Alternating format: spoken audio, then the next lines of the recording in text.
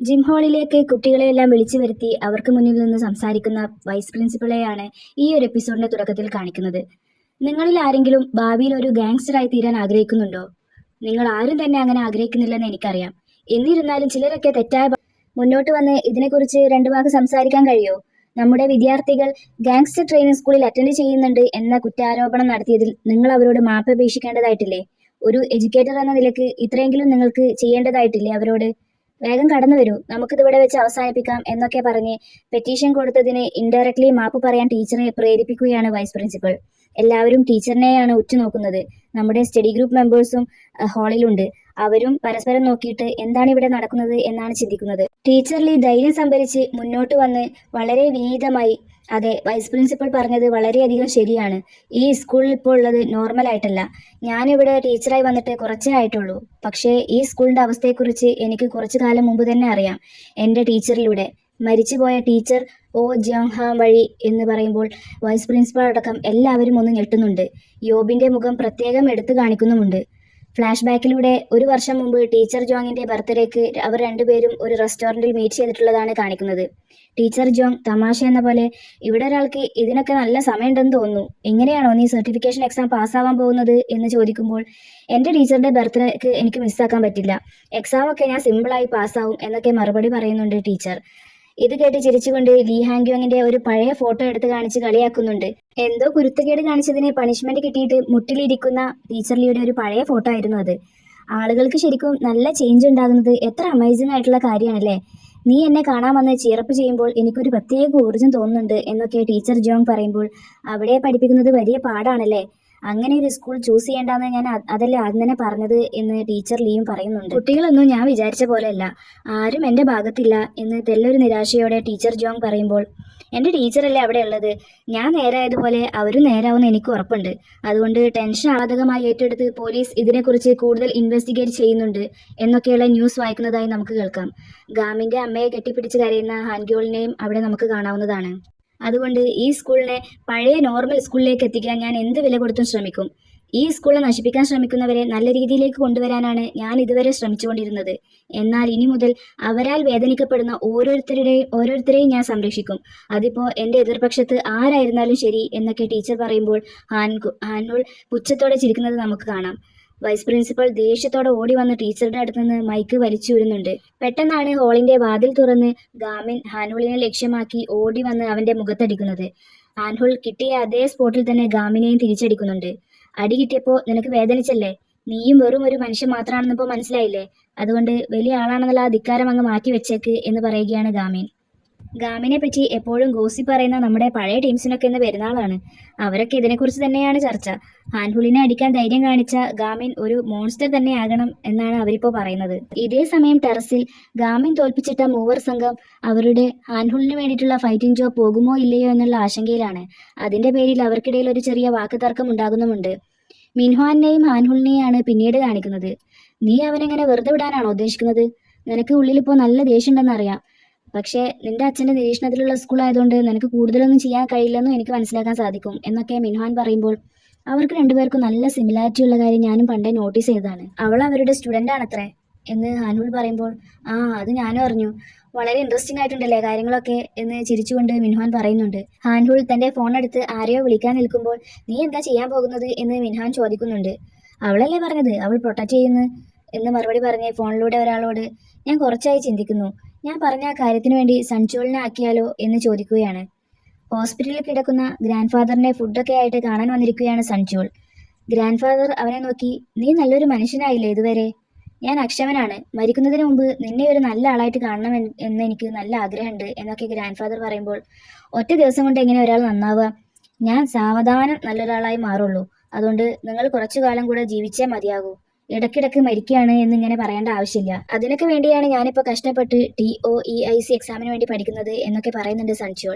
അവൻ്റെ study notes കയ്യിലെടുത്തുകൊണ്ട് ഉപദേശം എന്ന പോലെ, ഒരു മനുഷ്യൻ ഓരോ കാര്യങ്ങൾ പഠിക്കുന്നത് നിർത്തിയാൽ അവരുടെ ജീവിതവും അവിടെ തീരും എന്ന് പറഞ്ഞു കൊടുക്കുന്നുണ്ട്. ഹോസ്പിറ്റൽ ബില്ലിന്റെ ഡ്യൂ തെറ്റിയ വിവരം അധികൃതർ സൺചോളിനെ ഓർമ്മപ്പെടുത്തുകയാണ്. ബില്ലടക്കുന്നത് പതിവായി തെറ്റിക്കാത്തതുകൊണ്ടും ഹൈസ്കൂൾ സ്റ്റുഡന്റ് ആയതുകൊണ്ടും കുറച്ച് ദിവസം കൂടെ അവന് പേയ്മെന്റ് ചെയ്യാനായി അവസരം കൊടുക്കാമെന്ന് അവർ പറയുന്നത് നമുക്ക് കാണാം. പിന്നീട് അവൻ സോഫ്റ്റ് ഡ്രിങ്ക്സ് കിടക്കാനായി ക്യാഷ് തിരയുമ്പോഴാണ് ഗാമിൻ ചില്ലറ കൊടുത്ത് അവനെ ഹെൽപ്പ് ചെയ്യുന്നത്. നീ എന്താ ഇവിടെ എന്ന് അത്ഭുതത്തോടെ സഞ്ജുവൽ അവനോട് ചോദിക്കുന്നുണ്ട്. കുറച്ച് മാറിയിരുന്ന് സംസാരിക്കുകയാണ് അവർ രണ്ടുപേരും. അപ്പോൾ അതാണല്ലേ ഉണ്ടായത്, എനിക്ക് ഈ സിറ്റുവേഷൻ ഒന്നും അറിയില്ലായിരുന്നു, സോറി. എന്നിട്ടിപ്പോൾ നിന്റെ അമ്മയ്ക്ക് എങ്ങനെയുണ്ട് എന്നൊക്കെ സഞ്ജുവൽ ചോദിക്കുമ്പോൾ അതൊന്നും കുഴപ്പമില്ല, അമ്മയ്ക്കിപ്പോൾ നല്ല ഭേദമുണ്ട്, താമസിയാതെ ഡിസ്ചാർജ് ആവും എന്നൊക്കെ ഗാമിന് മറുപടി പറയുന്നുണ്ട്. ഞാനൊരു കാര്യം ചോദിച്ചോട്ടെ, നീ എന്തിനാ പീഹാനുൾ പറയുന്നതെല്ലാം അനുസരിക്കുന്നത് എന്ന് ഗാമിൻ ചോദിക്കുമ്പോൾ സഞ്ജോൾ ഒരു നെടുവീർപ്പിടുന്നുണ്ട് എന്നല്ലാതെ ഒന്നും പറയുന്നില്ല എന്ന് കണ്ടപ്പോൾ നിനക്കും പഠിക്കാൻ ആഗ്രഹമുണ്ടെന്ന് എനിക്കറിയാം എന്ന് പറയുന്നുണ്ട് ഗാമിൻ. അന്നത്തെ ആ തല്ലിൽ സഞ്ജോളിന്റെ പോക്കറ്റിൽ നിന്ന് സ്റ്റഡി നോട്ട്സ് താഴെ വീണത് ഗാമിൻ ശ്രദ്ധിച്ചിട്ടുണ്ടായിരുന്നു. പഠിച്ചിട്ടിപ്പോൾ എന്താ എന്ന് സഞ്ജോൾ ചോദിക്കുമ്പോൾ പഠിച്ചാൽ കോളേജിലൊക്കെ പോവാലോ എന്ന് ഗാമിൻ മറുപടി പറയുന്നുണ്ട്. കോളേജിൽ പോയി പഠിച്ച് ഗ്രാജുവേറ്റ് ചെയ്ത് നല്ല ജോലിയും വാങ്ങിക്കാം, പക്ഷേ ഹാൻഡ്ഹോൾഡിൻ്റെ കൂടെ നിന്നാൽ പെട്ടെന്ന് തന്നെ YB കൺസ്ട്രക്ഷനിൽ ജോയിൻ ചെയ്യാം, ക്യാഷും ഉണ്ടാക്കാം, അതൊരു റെപ്യൂട്ടബിൾ ആയിട്ടുള്ള കോർപ്പറേഷനാണ് എന്നൊക്കെ പറഞ്ഞ് ഒന്ന് നിർത്തി ഗാമിനെ നോക്കി. ഞാനിപ്പോൾ 12th ഗ്രേഡ് ആയിട്ട് ആര് ട്രെയിനേഴ്സോ എന്ന് ചോദിക്കുകയാണ് സഞ്ജോൾ. അതെ, ഞങ്ങൾ തന്നെ എന്നൊരു ശബ്ദം പിന്നിൽ നിന്ന് കേട്ട് തിരിഞ്ഞു നോക്കുമ്പോഴാണ് യോംബെ ഗ്യാങ്ങിൻ്റെ ഫൈറ്റർ ട്രെയിനർ ചേസ്യോൺ ഹോയും കിം ജേസോങ്ങും അവിടേക്ക് വരുന്നത് കാണുന്നത്. സഞ്ജോൾ പേടിച്ച് വേഗം എഴുന്നേറ്റ് നിന്ന് അവരെ ഗ്രീറ്റ് ചെയ്ത് നിങ്ങളെന്താ ഇവിടെ എന്ന് ചോദിക്കുന്നുണ്ട്. കുറേ കാലമായല്ലോ നമ്മളൊക്കെ കണ്ടിട്ട്, നമുക്കൊരിടം വരെ പോകേണ്ടതുണ്ട്, എന്താ പറ്റില്ലേ, നീ തിരക്കിലാണോ എന്ന് അവർ ചോദിക്കുമ്പോൾ ഇപ്പോഴോ എന്നൊരു പേടി കലർന്ന സ്വരത്തിൽ സഞ്ജോൾ ചോദിക്കുന്നുണ്ട്. ഗാമിൻ ഇത് കേട്ട് നിങ്ങൾ എങ്ങോട്ടാ പോകുന്നത് എന്ന് ചോദിക്കുമ്പോൾ അവർ ഗാമിനെ നോക്കി ഇതിപ്പോ ആരാ, നിന്റെ പേരെന്താ എന്ന് തിരിച്ചു ചോദിക്കുകയാണ്. എൻ്റെ പേര് ഗാ എന്ന് മറുപടി പറയാൻ തുടങ്ങുമ്പോഴേക്കും സഞ്ജോൾ മാറി നിൽക്കങ്ങട്ട് എന്ന് പറഞ്ഞ് അവനെ തട്ടി മാറ്റി. അത് 10th ഗ്രേഡിൽ പഠിക്കുന്ന ഒരു പയ്യനാണ്, അവനെ എനിക്ക് വലിയ പരിചയമൊന്നുമില്ല എന്ന് പറഞ്ഞ് അവരുടെ കൂടെ പോകാൻ നിൽക്കുകയാണ്. നടക്കുന്നതിനിടയിൽ സഞ്ജോൾ അവനെ ഒന്ന് തിരിഞ്ഞു നോക്കുമ്പോൾ നിനക്ക് പഠിക്കേണ്ടേ, മിഡ് ടൈം എക്സാം ആണ് വരുന്നത് എന്ന് പറയുകയാണ് ഗാമിൻ. അവൻ എന്തോ നിന്നോട് പറയുന്നുണ്ടല്ലോ എന്ന അവരുടെ ചോദ്യത്തിന് അവരെന്താ വട്ടാണെന്നാ തോന്നുന്നത് എന്ന് മറുപടി പറഞ്ഞ് സഞ്ജോൾ ഒഴിഞ്ഞു മാറുന്നുണ്ട്. ആ, എനിക്കും തോന്നി, എന്തായാലും നീ വാ, കുറേ പറയാനുണ്ട്, നമുക്കിതൊന്നൊരു നീണ്ട രാത്രി തന്നെ ആവും എന്നൊക്കെ പറഞ്ഞ് അവർ അവനെ കൂട്ടി കൊണ്ടുപോകുന്നത് നമുക്ക് കാണാം. എന്ത് ചെയ്യണമെന്ന് ഒരു ഐഡിയ ഇല്ലാതെ ഗാമിൻ നിൽക്കുമ്പോഴാണ് അവിടെ മറന്നു വെച്ച സഞ്ജോളിന്റെ ഫോണിൽ ഗ്രാൻഡ്പ വിളിക്കുന്നത് അവൻ കാണുന്നത്. ഗാമിൻ ഗ്രാൻഡ്പയുടെ ആൻസർ ഷീറ്റ് കറക്റ്റ് ചെയ്ത് കൊടുക്കുന്നതാണ് അടുത്ത സീനിൽ കാണിക്കുന്നത്.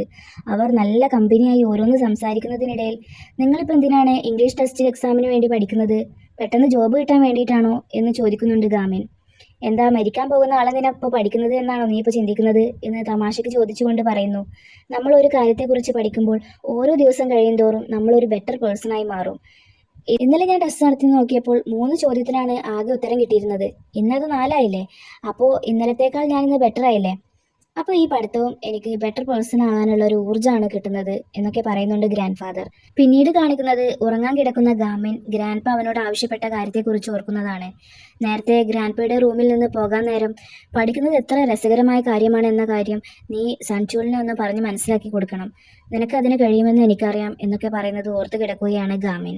പിറ്റേ ദിവസം സ്റ്റഡി റൂമിലിരുന്ന് ഫോണിൽ ന്യൂസ് കാണുകയാണ് നമ്മുടെ സ്റ്റഡി ഗ്രൂപ്പിലെ മെമ്പേഴ്സ്. 40 വയസ്സ് പ്രായം തോന്നിക്കുന്ന ഒരാൾ കുത്തേറ്റ് മരിച്ച നിലയിൽ കണ്ടെത്തിയെന്നും CCTV ദൃശ്യത്തിൽ സംശയാസ്പദമായി ഒരു ഹൈസ്കൂൾ വിദ്യാർത്ഥിയെ പരിസര ഭാഗത്ത് കണ്ടതായും ആ വിദ്യാർത്ഥിക്ക് വേണ്ടിയുള്ള തിരച്ചിലാണെന്നും വാർത്തയിൽ പറയുന്നുണ്ട്. CCTV ദൃശ്യം കണ്ടപ്പോൾ സേഹ്യൂണിന് ആളെ തിരിച്ചറിയാൻ കഴിയുന്നുണ്ട്. ഇത് ആ മുടി ബ്ലോണ്ടൊക്കെ ചെയ്തിട്ടുള്ള നമ്മുടെ സ്കൂളിലെ സഞ്ജോളാണ് എന്ന് പറയുന്നത് കേട്ട് ഗാമിൻ ഒന്ന് ഞെട്ടുന്നുണ്ട്. ഇത് ശ്രദ്ധിച്ച സേഹ്യൂൺ എന്ത് പറ്റി, ഇത് അവൻ തന്നെയല്ലേ എന്നൊക്കെ ചോദിക്കുമ്പോഴാണ് അവിടേക്ക് ഡിറ്റക്റ്റീവും ടീച്ചർ ലീയും വരുന്നത്. നീ ഇന്നലെ സഞ്ജുവിനെ മീറ്റ് ചെയ്തിരുന്നോ എന്ന് ഡിറ്റക്റ്റീവ് ചോദിക്കുമ്പോൾ അതെ കണ്ടിരുന്നു എന്നവൻ മറുപടി പറയുന്നുണ്ട്. കൗൺസിലിംഗ് റൂമിൽ വെച്ച് ഉണ്ടായ കാര്യങ്ങളെയൊക്കെ കുറിച്ച് വ്യക്തമായിട്ട് ചോദിക്കുകയാണ് ഡിറ്റക്റ്റീവ്. അപ്പോൾ നീ പറയുന്നത് ഏകദേശം 10:45 വരെ അവൻ നിന്റെ കൂടെ ഉണ്ടായിരുന്നു എന്നാണല്ലേ, നീ അവനെ പഠിക്കാൻ ക്ഷണിച്ചെങ്കിലും അത് വകവെക്കാതെ യോംബേക് ഫൈറ്റേഴ്സിന്റെ കൂടെ അവൻ പോയി എന്നല്ലേ, ഇനി വേറെന്തെങ്കിലും പറയാനുണ്ടോ എന്ന് ഡിറ്റക്റ്റീവ് ചോദിക്കുമ്പോൾ അവൻ ഇല്ല എന്ന് പറയുന്നുണ്ട്.